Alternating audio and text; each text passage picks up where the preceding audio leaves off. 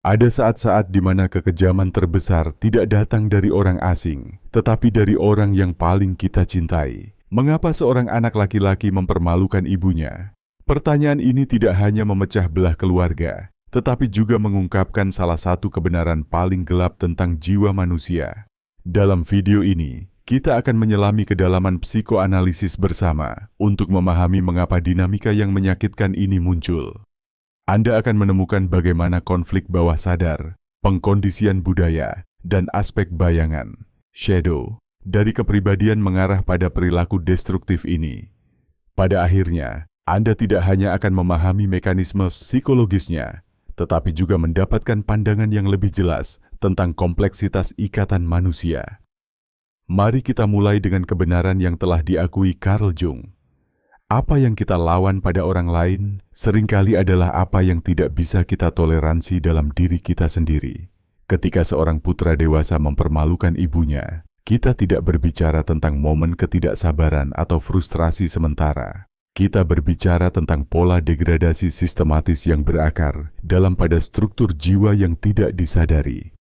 Kekejaman ini tidak muncul dari ketidakpedulian, tetapi dari kelebihan keterikatan emosional yang tidak pernah menemukan resolusi yang sehat. Jung mengajarkan kita bahwa ibu dalam jiwa seorang putra bukanlah sekadar seseorang, tetapi sebuah arketipe. Dia mewakili sumber primal, rasa aman, tetapi juga ketergantungan. Ketika seorang putra menyerang ibunya, dia tidak hanya melawan satu orang, tetapi seluruh spektrum pengalaman emosional awalnya. Dia melawan ingatan akan ketidakberdayaan dirinya sendiri, kebutuhannya, kerentanan aslinya. Penghinaan menjadi bahasa dari efek yang tidak menemukan bentuk ekspresi lain. Dan bayangkan seorang anak yang tidak pernah belajar menyebutkan perasaan kompleksnya terhadap ibunya menjadi orang dewasa yang hanya bisa mengungkapkan perasaan tersebut melalui kehancuran. Cinta yang terlalu membebani berubah menjadi kemarahan. Rasa syukur yang terasa terlalu berat berubah menjadi kebencian. Kerinduan akan kedekatan berubah menjadi jarak yang brutal. Dinamika ini menjadi sangat jelas pada saat-saat ketika ibu menunjukkan kelemahan. Ketika dia menua, ketika dia sakit, ketika dia membutuhkan bantuan, maka peran asli berbalik. Anak laki-laki yang dulunya adalah yang membutuhkan tiba-tiba menemukan dirinya dalam posisi berkuasa. Tetapi alih-alih menyambut perubahan ini dengan kasih sayang, dia bereaksi dengan balas dendam bawah sadar atas semua tahun ketergantungan itu. Carl Jung menyadari bahwa kita sering menyerang apa yang paling menyerupai kita atau apa yang mengingatkan kita pada kelemahan kita sendiri. Ibu yang mendedikasikan seluruh hidupnya untuk putranya menjadi cerminan kebutuhannya sendiri. Cintanya mengingatkannya bahwa dia pernah sepenuhnya bergantung padanya. Kebanggaannya terhadapnya menghadapkannya pada fakta bahwa identitasnya sebagian dibangun di atas pengabdian ibunya. Disinilah terletak salah satu kebenaran psikologis terdalam. Penghinaan terhadap ibu seringkali merupakan upaya putus asa untuk melepaskan diri dari rasa bersalah emosional. Sang putra mencoba menciptakan jarak melalui kekejaman, jarak yang secara emosional tampaknya tidak terjangkau baginya. Dia percaya dia hanya bisa benar-benar mandiri jika dia merendahkan sumber ketergantungan aslinya. Tetapi ini tidak pernah berhasil. Setiap serangan terhadap ibu secara bersamaan adalah serangan terhadap bagian dari dirinya sendiri. Setiap penghinaan yang dia timpakan padanya juga mempermalukan anak di dalam dirinya yang pernah mencintai wanita ini tanpa syarat. Kekejaman ini menjadi lingkaran setan di mana sang putra jatuh lebih dalam ke dalam luka emosionalnya sendiri. Freud akan mengatakan bahwa represi sedang bekerja di sini. Sang putra menekan perasaan positif terhadap ibunya karena perasaan itu terasa terlalu mengancam. Mereka mengancam citra dirinya sebagai pria kuat yang mandiri. Dan dengan demikian, apa yang ditekan kembali dalam bentuk agresi. Cinta yang tidak diizinkan untuk ada menjadi dorongan untuk kehancuran. Mari kita lihat lebih dekat. Ketika seorang putra mempermalukan ibunya, dia sering berbicara dalam bahasa proyeksi. Dia memproyeksikan kelemahan, ketakutan dan keinginan yang tidak terpenuhi pada ibunya. Ibu menjadi kambing hitam untuk semua kekurangannya sendiri. Dia dituduh terlalu bergantung, padahal dia sendiri belum belajar menetapkan batasan yang sehat. Dia digambarkan sebagai manipulatif, padahal dia tidak bisa secara jujur mengungkapkan kebutuhan emosionalnya. Proyeksi ini seringkali sangat intens, sehingga sang putra tidak lagi melihat kenyataan ibunya. Dia hanya melihat citra terdistorsi yang mencerminkan konflik bawah sadarnya sendiri. Wanita kompleks yang hidup itu menghilang di balik bayangan pertempuran batinnya sendiri. Jung juga mengajarkan kita bahwa shadow berisi semua yang kita tolak dalam diri kita. Ketika seorang putra secara sistematis mempermalukan ibunya, dia seringkali melawan sifat-sifat dalam diri ibu yang juga dia bawa dalam dirinya sendiri, tetapi tidak dapat dia terima. Emosionalitasnya diserang karena dia takut akan perasaannya sendiri. Kepeduliannya diejek karena dia tidak bisa mengakui kerinduan dirinya sendiri akan koneksi. Tragedi terletak pada kenyataan bahwa pertempuran ini mempertahankan koneksi yang seharusnya sudah lama berubah. Anak laki-laki yang mempermalukan ibunya secara paradoks masih terjerat secara emosional dengannya. Dia melawan ibunya dengan sangat sengit karena dia tidak pernah benar-benar terpisah darinya pada tingkat emosional. Agresi menjadi bentuk keterikatan yang menyimpang. Di sini dimensi lain dari dinamika ini terungkap, ketakutan akan individualisasi. Jung menggambarkan individualisasi sebagai proses di mana seseorang menjadi diri mereka yang sebenarnya. Proses ini membutuhkan pemisahan dari orang tua, tetapi dengan cara yang menghormati kedua belah pihak. Anak laki-laki yang mempermalukan ibunya tidak pernah menyelesaikan pemisahan ini. Dia terjebak dalam fase pemberontakan yang sebenarnya milik masa remaja. Tetapi pemberontakan ini bukanlah pemberontakan sehat dari seorang remaja yang menguji batasan. Ini adalah pemberontakan pahit dari orang dewasa yang tidak pernah belajar mengembangkan otonomi dengan cara yang matang. Penghinaan terhadap ibu menjadi ritual, melalui mana dia terus-menerus mencoba membuktikan bahwa dia bebas, padahal sebenarnya dia terjebak dalam pola bawah sadarnya sendiri. Dalam dinamika ini, ibu menjadi sosok yang tragis. Dia sering mendedikasikan seluruh hidupnya untuk membesarkan dan merawat putranya hanya untuk mengalami pengabdiannya dibalas dengan penghinaan. Namun dia juga tidak bebas dari kontribusi bawah sadar pada pola ini. Terkadang dia berjuang untuk melepaskan putranya. Terkadang dia berpegang teguh pada peran sebagai ibu karena dia telah mendefinisikan identitasnya sendiri melalui peran itu. Jung mengakui bahwa dalam setiap hubungan yang destruktif, kedua belah pihak secara tidak sadar berkontribusi untuk mempertahankan dinamika. Ibu yang terus-menerus membiarkan dirinya dipermalukan mungkin mengirimkan sinyal bawah sadar yang memperkuat perlakuan ini. Dia menerima peran sebagai korban karena dia percaya itu adalah satu-satunya cara untuk mempertahankan hubungan dengan putranya. Tetapi penerimaan ini juga merupakan ekspresi dari konflik psikologis yang belum terselesaikan.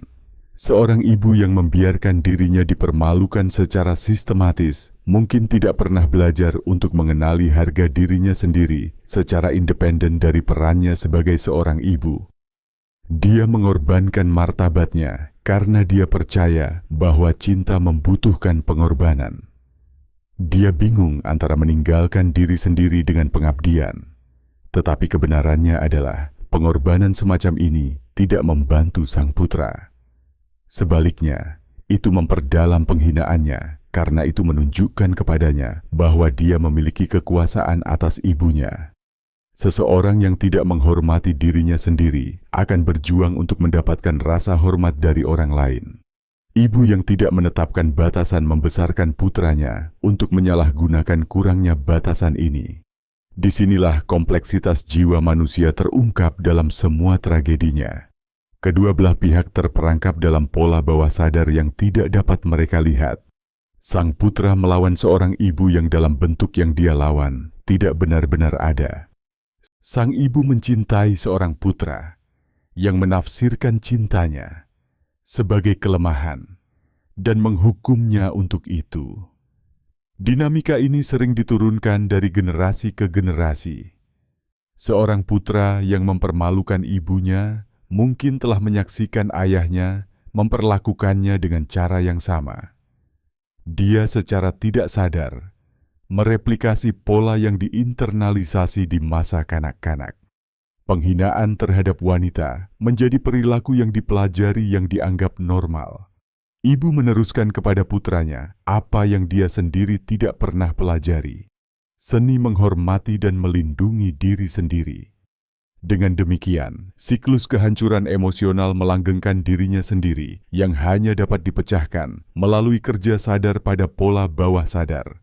Ini membutuhkan keberanian dari kedua belah pihak, keberanian untuk menghadapi dan mengintegrasikan bayangan dirinya sendiri. Faktor penting lainnya dalam dinamika destruktif ini adalah apa yang dapat kita sebut luka narsistik. Ketika sang putra tumbuh dewasa dan dihadapkan pada kekurangannya sendiri, ibu menjadi saksi yang mengancam kelemahannya. Dia telah melihatnya di saat-saat paling rentan. Dia tahu ketakutannya, air matanya, ketergantungan masa kecilnya. Bagi seorang pria yang mencoba mempertahankan citra kekuatan dan kekebalan, saksi semacam ini menjadi ancaman yang tak tertahankan. Ibu tidak lagi dilihat sebagai pelindung yang penuh kasih, tetapi sebagai bahaya bagi citra dirinya yang rapuh. Keberadaannya mengingatkannya bahwa dia pernah kecil, tidak berdaya, dan membutuhkan. Jung akan menggambarkan ini sebagai konflik antara persona dan shadow. Persona adalah topeng yang kita tunjukkan kepada dunia, sedangkan shadow berisi semua yang kita tolak dalam diri kita sendiri. Ibu menjadi simbol hidup dari shadow, karena dia mewujudkan ingatan akan sisi rentan dan bergantung sang putra. Dinamika narsistik ini semakin diperparah oleh faktor budaya. Dalam masyarakat kita, pria diharapkan menjadi mandiri, kuat, dan tertutup secara emosional. Seorang pria yang secara terbuka berbicara tentang cintanya kepada ibunya sering dianggap tidak jantan. Harapan masyarakat ini memaksa banyak pria untuk menyangkal ikatan emosional alami mereka. Penghinaan terhadap ibu kemudian menjadi bentuk penegasan diri yang menyimpang. Sang putra percaya dia hanya bisa membuktikan kejantanannya dengan meremehkan perhatian feminin. Dia bingung antara kekejaman dengan kekuatan, ketidakpedulian dengan otonomi. Kebingungan ini menjadi sangat jelas pada saat-saat ketika ibu membutuhkan dukungan emosional, ketika dia sakit, menua, atau meminta bantuan. Sang putra sering merespons dengan penolakan atau bahkan penghinaan. Kelemahannya menghadapkannya pada kefanaan dirinya sendiri, kerentanan dirinya sendiri. Alih-alih menerima kenyataan ini, dia memproyeksikan ketakutannya pada ibu dan menyalahkannya atas kecemasannya sendiri. Freud mengajarkan kita bahwa kita sering membenci apa yang paling kita takuti. Anak laki-laki yang mempermalukan ibunya yang menua mungkin melawan ketakutannya sendiri akan penuaan, ketergantungan, dan kematian. Ibu menjadi kambing hitam untuk ketakutan eksistensial yang tidak dapat dia atasi. Proyeksi ini sangat kejam karena menghukum ibu untuk sesuatu yang bukan tanggung jawabnya. Anak laki-laki yang tidak pernah belajar menghadapi kelemahannya sendiri mengubah ibu menjadi perwujudan dari segala sesuatu yang dia tolak tentang kondisi manusia. Jung mengakui bahwa integrasi shadow adalah bagian penting dari perkembangan psikologis. Anak laki-laki yang mempermalukan ibunya tidak pernah menyelesaikan integrasi ini. Sebaliknya, dia telah memproyeksikan shadow-nya pada ibu dan melawannya di tempat yang dia yakini paling aman. Yet, strategi ini tidak pernah mengarah pada pembebasan sejati. Itu hanya memperdalam perpecahan batin. Tragedi sebenarnya terletak pada kenyataan bahwa penghinaan ini sering meningkat justru ketika ibu paling membutuhkan cinta dan dukungan. Anak laki-laki yang menyerang ibunya dalam kerentanannya merampas kesempatan dirinya sendiri untuk mengembangkan kedewasaan dan kasih sayang sejati. Dia tetap terjebak dalam tahap perkembangan emosional remaja, di mana kelemahan hanya dapat ditangani melalui agresi. Di sini kita juga melihat dimensi lain dari pengkondisian budaya. Dalam masyarakat kita, pria sering tidak didorong untuk menunjukkan kepedulian atau mengambil tanggung jawab emosional. Ketika ibu yang menua membutuhkan dukungan, banyak putra merasa kewalahan dan merespons dengan penolakan. Mereka tidak pernah belajar bagaimana menawarkan dukungan yang penuh kasih, karena peran ini secara tradisional telah ditetapkan untuk wanita. Penghinaan kemudian menjadi mekanisme pertahanan terhadap rasa kewalahan ini. Alih-alih belajar bagaimana merawat, sang putra menyalahkan ibu karena membutuhkan perawatan sejak awal. Dia menghukum ibu atas kebutuhannya daripada mengakui dan mengembangkan kapasitasnya sendiri untuk mengasuh. Dinamika ini semakin diperparah oleh kondisi kehidupan modern. Banyak putra tinggal jauh dari ibu mereka dengan kewajiban profesional dan keluarga mereka sendiri.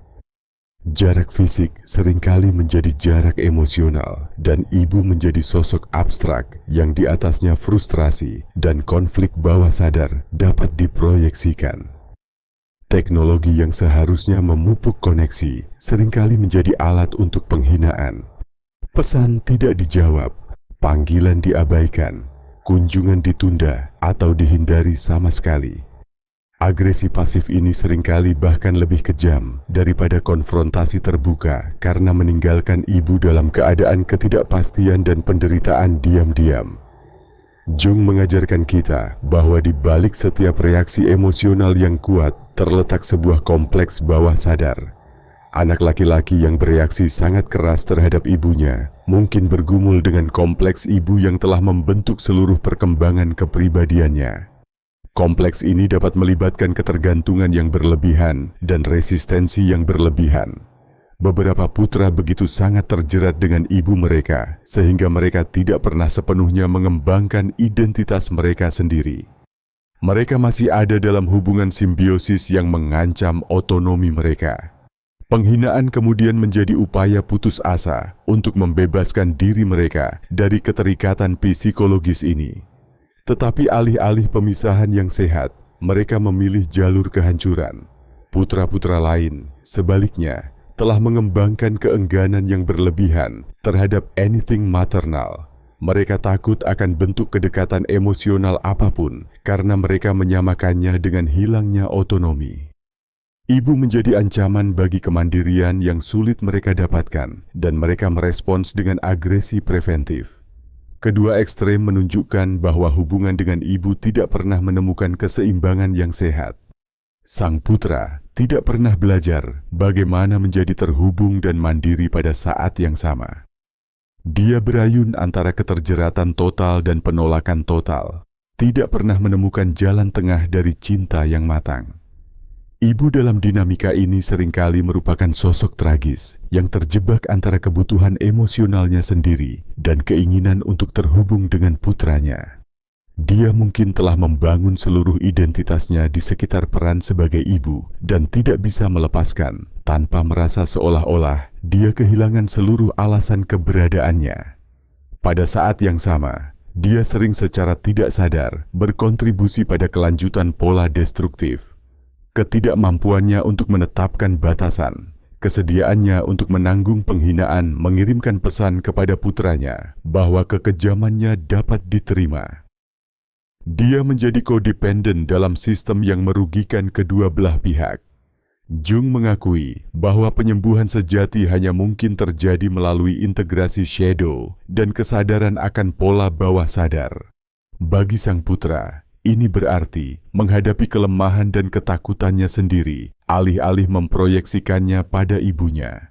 Dia harus belajar bahwa kekuatan sejati terletak bukan pada mempermalukan orang lain, tetapi pada kemampuan untuk menghadapi kerentanannya sendiri. Bagi sang ibu, itu berarti mengembangkan identitasnya di luar peran sebagai ibu dan belajar untuk menghormati dan melindungi dirinya sendiri. Dia harus memahami bahwa cinta sejati terkadang berarti menetapkan batasan yang jelas dan menolak untuk mentolerir perilaku destruktif. Kebenaran pahitnya adalah bahwa penyembuhan seringkali hanya mungkin ketika kedua belah pihak bersedia menghadapi kebenaran yang menyakitkan tentang diri mereka sendiri. Sang putra harus menerima bahwa kekejamannya adalah tanda kelemahan batinnya sendiri. Sang ibu harus mengakui bahwa kecenderungan pengorbanan dirinya mungkin menghalangi cinta sejati. Dinamika destruktif antara ibu dan anak juga mengandung potensi untuk penyembuhan dan transformasi yang mendalam. Jika sang putra belajar mengintegrasikan shadow-nya, dia bisa menjadi pria yang kuat dan penuh kasih.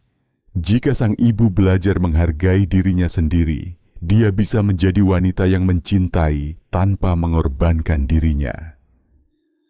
Penghinaan yang sekarang tampak seperti jurang yang tidak dapat diatasi di antara mereka dapat menjadi titik awal untuk cinta yang sadar dan matang.